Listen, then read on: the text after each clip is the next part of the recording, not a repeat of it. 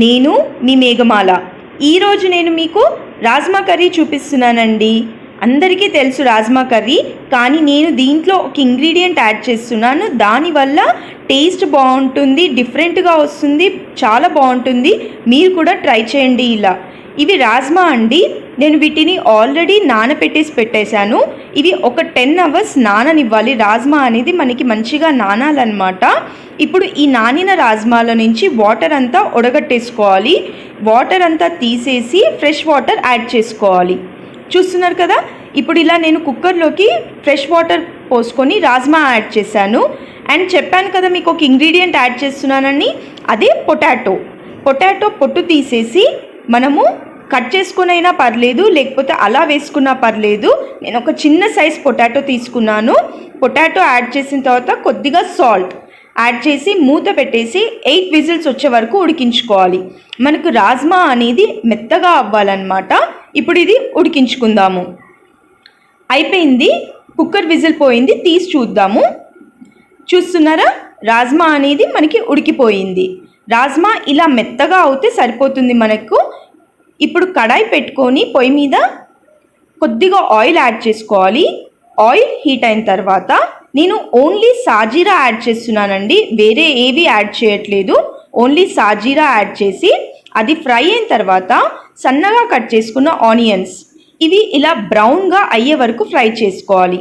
ఇవి ఫ్రై అయిన తర్వాత కొద్దిగా అల్లం వెల్లుల్లి పేస్ట్ వేసి అవి కూడా ఫ్రై అయిన తర్వాత సన్నగా కట్ చేసుకున్న టొమాటో వేసుకొని ఫ్రై చేసుకోవాలి.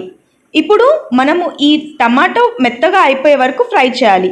ఇది ఫ్రై అయ్యేలోపు నేను ఒక మిక్సీ జార్ తీసుకొని అందులోకి ఆలు ఇంకా 1/4 క్వాంటిటీ, అంటే మీరు తీసుకున్న దాంట్లో 1/4 క్వాంటిటీ ఉడికించిన రాజ్మా యాడ్ చేసుకొని మెత్తగా పేస్ట్లా చేసుకోవాలి.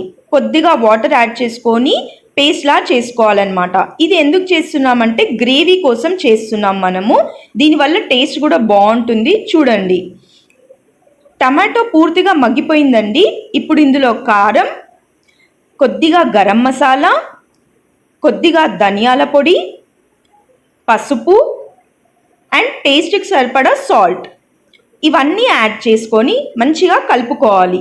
ఇలా కలిపేసుకున్న తర్వాత ఉడికించుకున్న రాజ్మా వాటర్తో సహా యాడ్ చేసుకోవాలి.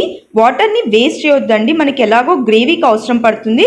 సో వాటర్తో యాడ్ చేసుకున్న తర్వాత పేస్ట్ చేసి పెట్టుకున్నాం కదండి రాజ్మా ఇంకా ఆలు, అది కూడా వేసుకొని వాటర్ పోసుకొని ఇప్పుడు ఇవన్నీ కలుపుకోవాలి. ఇలా కలుపుకున్న తర్వాత కొద్దిగా కసూరి మేతి, ఫైనల్గా ఇలా కసూరి మేతి కూడా యాడ్ చేసుకొని సన్నగా కట్ చేసుకున్న కొత్తిమీర, ఈ రెండు యాడ్ చేసుకొని కలిపేసుకొని మూత పెట్టేసుకొని 5 to 10 మినిట్స్ సిమ్లో ఉడకనివ్వాలి. ఈ మసాలా మనకి అంతా రాజ్మాకి పట్టేలా ఉడకనివ్వాలి. ఇప్పుడు మూత తీసి చూసుకుందాం. అయిపోయిందండి, రాజ్మా కర్రీ రెడీ. ఇది చాలా టేస్టీగా ఉంటుంది. మీరు కూడా ఇలా ట్రై చేయండి. ఆలు వేయడం వల్ల మనకి టేస్ట్ అనేది బాగా యాడ్ అవుతుంది. తప్పకుండా ట్రై చేయండి.